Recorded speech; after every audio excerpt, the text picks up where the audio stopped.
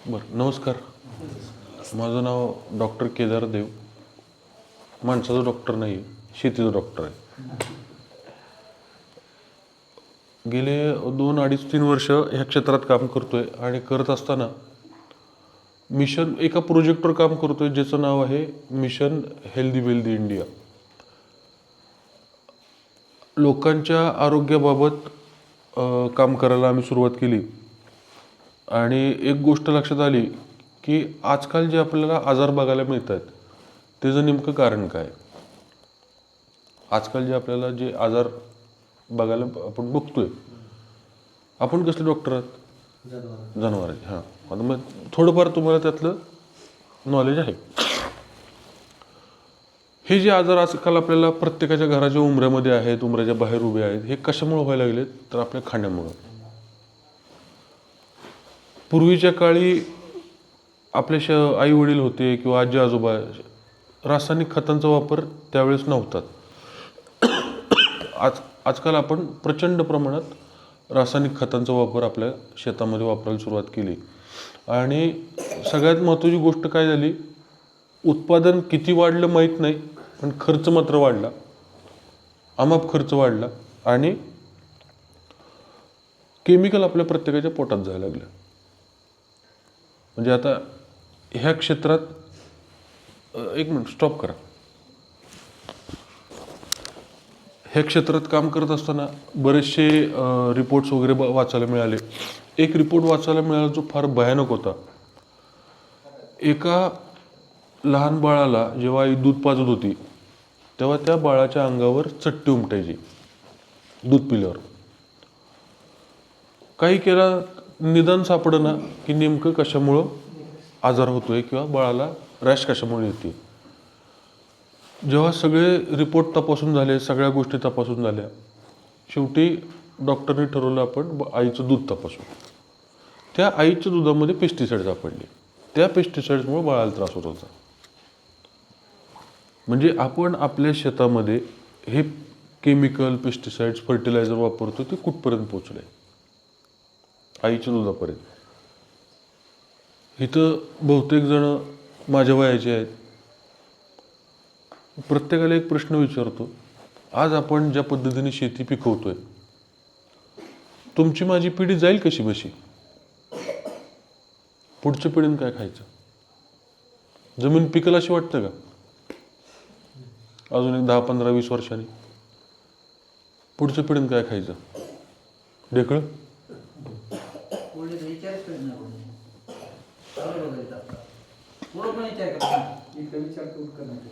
मस्त माझ्याकडे 5 करोड रुपये बँक बॅलन्स आहे. खायला तर गहू ज्वारी बाजरीच लागतं. मग ह्याच्यावर आम्ही काम करायला सुरुवात केली आणि शेतकऱ्यांना भेटायला सुरुवात केली की बाबा रे, सेंद्रिय शेतीकडे वळा. तुम्हीही चांगलं खा, तुमच्या लेकरांनाही चांगलं खायला द्या आणि आमच्यासारख्या शहरी लोकांना चांगलं खायला पाठवा. आता बऱ्यापैकी काही वर्ष अगोदरपर्यंत आपल्या प्रत्येक शेतकऱ्याची अशी धारणा होती, सेंद्रिय शेती म्हणजे नुकसानीची शेती. सेंद्रिय शेतीत उत्पादन निघत नाही, म्हणजे जमा खर्चाची ताळमेळ लागत नाही, त्यामुळे आपण केमिकल वापरतो. पण एक पर्याय मी आज तुमच्यासमोर असा उपलब्ध करून देतो जो तुमच्या शेतीचा खर्च 50% जास्त कमी होईल आणि उत्पादन 30 ते 40% वाढवून मिळेल. ऐकायला आवडेल?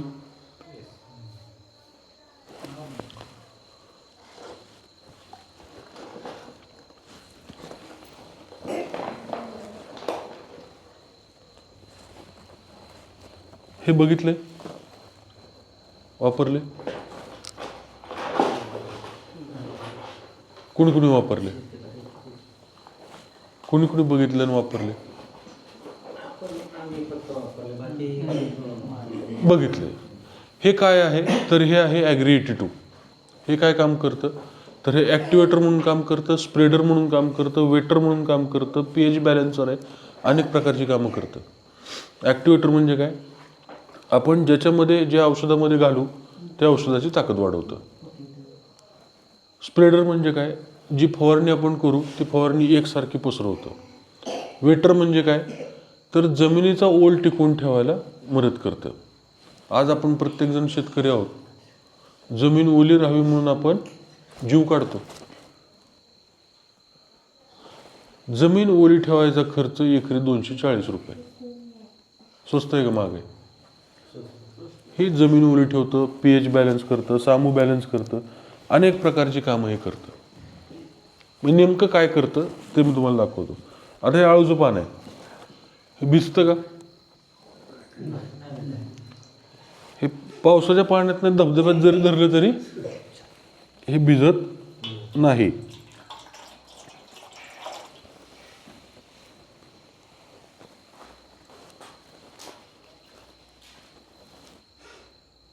बघा, पाण्याची पोझिशन अशी असते पिकाची. आपण फवारणी करतो पिकावर, पंपाला प्रेशर असतं, पान हललं, औषध जमिनीवर. म्हणजे जर पैशाच्या स्वरूपात जर सांगायचं झालं तर वर्षभरात जर आपण जर लाख रुपयाची फवारणी करत असू तर 50 ते 60 हजार रुपयाचं औषध आपल्याला जमिनीवर सांगतं. बरं, त्या कीटकनाशकाचा किंवा बुरशीनाशकाचा तण जमिनीला काय उपयोग आहे का? जमीन नापीक व्हायला लागली त्याच्यामुळे. मग आपण काय करतो, दुकानात जातो आणि स्टिकर आणून वापरतो. स्टिकरचं काम काय? चिटकून ठेवायचं. ते औषध चिकटतं कुठं? पुढं. रोग कुठं असतो? मागं, देठापाशी. दुखतंय पोटात, तोंडावर पावडर लावून काय उपयोग आहे का? तर जेव्हा आपल्या फवारणीमध्ये किंवा ह्याच्यातून जर हे ॲग्री 82 जर मिक्स केलेलं जर असेल तर हे अनेक प्रकारची कामं करत असताना औषधाची सुद्धा ताकद वाढवतं आणि 1 सेकंदात पान ओलं करतं.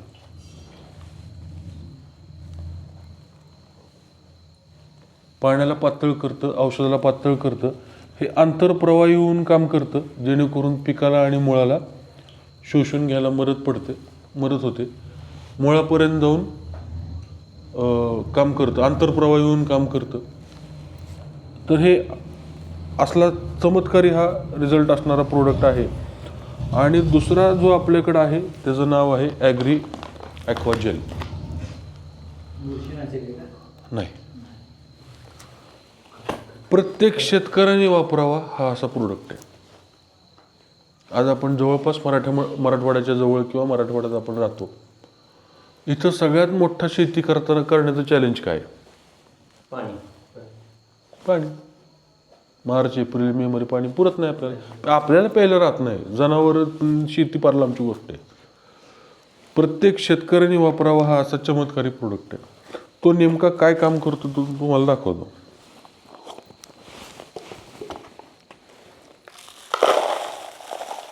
आता ही तुमच्या इथली माती.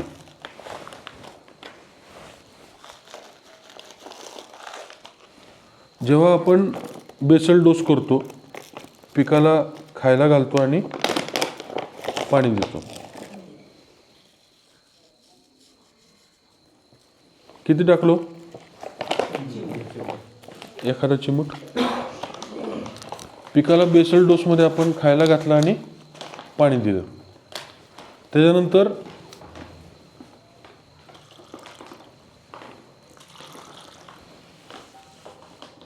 दुसऱ्या दिवशी पडला पाऊस.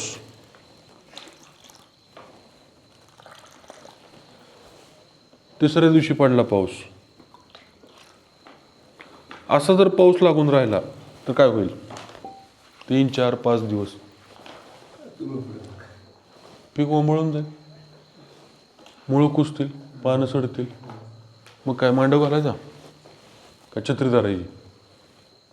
काय करायचं? काहीच करू शकत नाही शेतकरी, त्याला काहीच करू शकत नाही. शेतकऱ्याकडे पर्याय नाही.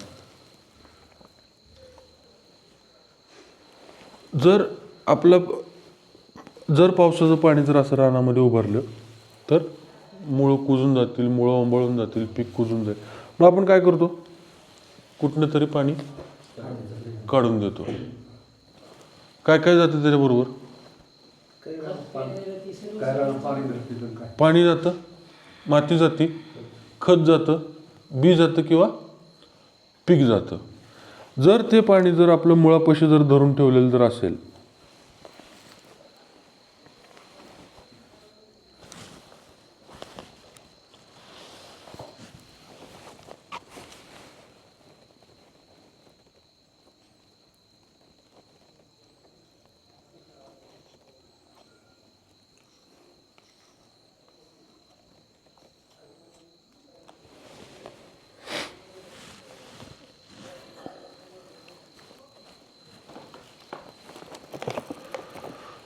बघा, जर ते पाणी जर आपल्या मुळापाशी धरून ठेवलेलं जर असेल तर पीक वंबळून जाणार नाही, पीक कुजणार नाही, पीक सडणार नाही.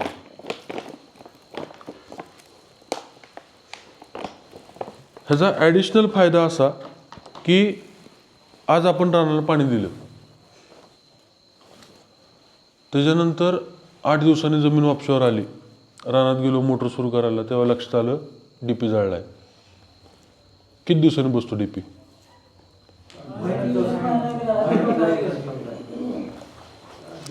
8 दिवस जाते सरासरी. 8 दिवसात बसतो. शेतकऱ्यांबद्दल आले 8 दिवसात, 2 दिवसात सगळ्याचे पैसे गोळा होऊन हे ते 8-15 दिवस आरामात जातात. दिवस तर जातातच. मला सांगा, जर 8-15 दिवस जर पाण्याला ओढ बसली उन्हात, मे महिन्यामध्ये किंवा असल्या कडक उन्हामध्ये, तर पीक राहील का? नाही, 8 दिवस काय 6 दिवस त्याच्या पुढे गेलं की बरडाच्या रानावर लगेच काय 3रा दिवस मोठी टाकायला सुरुवात होते लगेच. ते जर पाणी जर असं मुळापाशी जर धरून ठेवलेलं जर असेल, थोडं आहे अजून राहिले,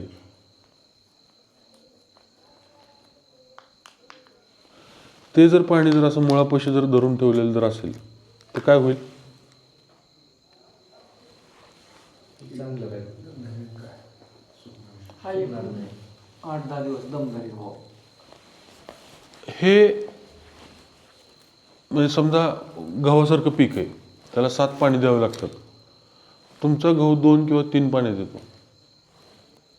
किती पाणी वाचले? 3 पाणी तर 3 पाणी तर कमीत कमी वाचले. वेळ वाचली, मेहनत वाचली, लाईट बिल वाचलं, आकडा नसेल तर मजूर वाचला, सगळ्यात महत्त्वाचं पाणी वाचलं. हे आपल्या शेतीचं 50% पाणी वाचवतं. खतरनाक पद्धतीने काम सुरू आहे. डॉक्टर साहेब थोडं पुढे या.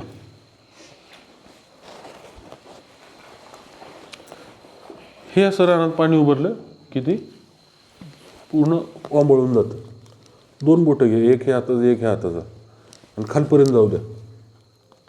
याच्यात पण घाला, काढा पाहिजे जरा जवळ. काय फरक आहे? हे पूर्ण वनाव आहे.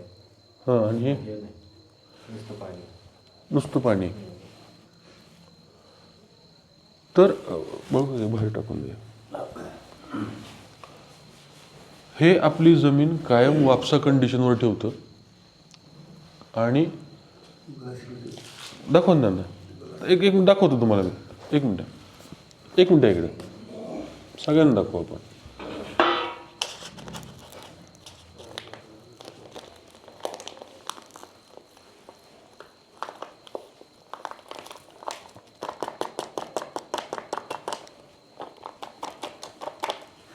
बघा, मातीला हात लावून बघा.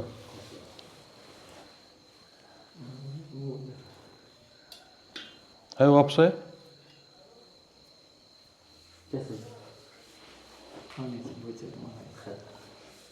बजेट नाही काय करतोय, रात भुसभुशीत करतोय. पूर्ण मोकळं झालं ना ते. वल्ल धरून पण धरून सुद्धा माती पण कशी झाली? थांबा. भुसभुशीत झाली ती. बघायचं. हां, दाखवा ना.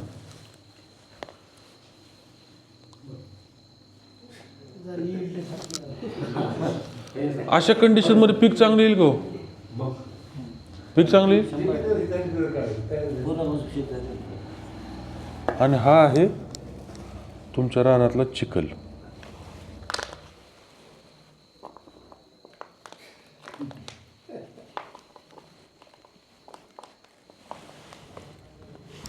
आता ही बघ, ह्याला हात लावून बघा चिखलाला आणि ह्याला हात लावा परत. हे पूर्ण मोकळं हे जाम आहे. जाम आहे. ह्याच्यात पिकं ओंबळून जातात. धुवा.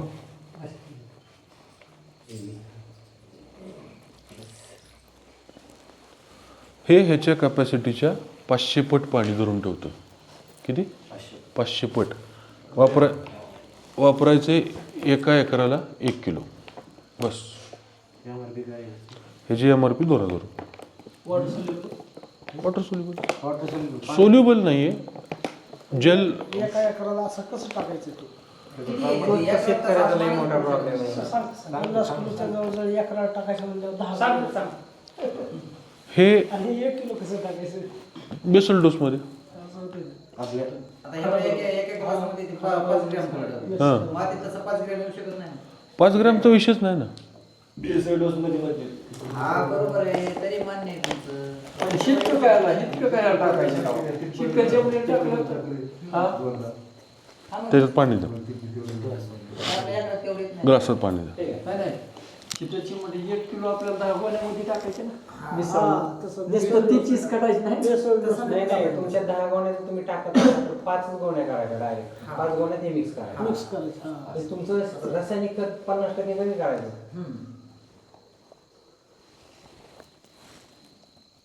हे पाणी जेवढं टाकू तेवढं ॲब्झॉर्व करून घेतं. शोषून घ्या. एकदा टाकलं पूर्ण घेते. एकदा टाकलं की 5 महिने टिकतं. त्यानंतर जमिनीत ऑटोमॅटिक डिझॉल्व्ह होऊन जातं. हे सुपर ॲब्झॉर्बंट ऑर्गॅनिक पॉलिमर. आणि याला भारी आहे आपल्या चोपडाचं गेल्या. स्वप्नाच्या रानाला एक नंबर आहे. तिथं जास्त पाणी होतंय. एका झटक्यात करून तुमची जमीन कशी असू द्या काही फरक नाही पडत. चांगलं तर आपण चोपा जमीन आहे ना. जिथं पावसाळ्यात जास्त प्रमाण आहे ना पावसाचं पाणी आणि उन्हाळ्यात पण फायदा आहे ना. जे आपलं पाणी वेस्टेज जाणार आहे ते वेस्टेज जाणार नाही. ते पाणी धरून ठेवणार. आणि जास्त टाकलं तरी फायद्याचं. अर्ध्या एकराला 1 बॅग टाकली तरी फायद्याचीच आहे म्हणायचं. नुकसान काहीच नाही. हा जास्त प्रमाण झालं. काहीच प्रॉब्लेम नाही. जवळपास पाव तांबे पाणी टाकले. घ्या हातात. हात कोरडा आहे. चमच्यावर पण नव्हतं.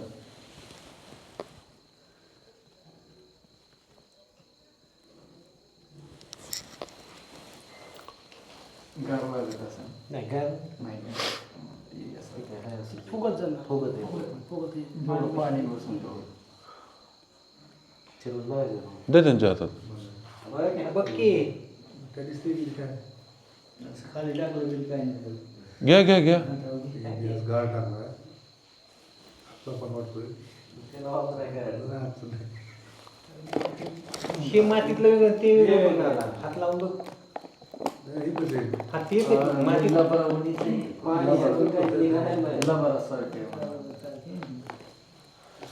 डॉक्टर साहेब दुसऱ्या हातात घ्या बरं तुमच्या. आहे का पाणी बघा हाताला. हातवाला आहे का? त्यामुळे पीक ओंबळत नाही. पाणी लागत नाही. मुळं पाहिजे तेव्हा पाणी त्यातनं शोषून घेतात. जसं पाहिजे जसं पाहिजे तसं. जसं वापसावून तर सोडीत असं ते पाणी. हां.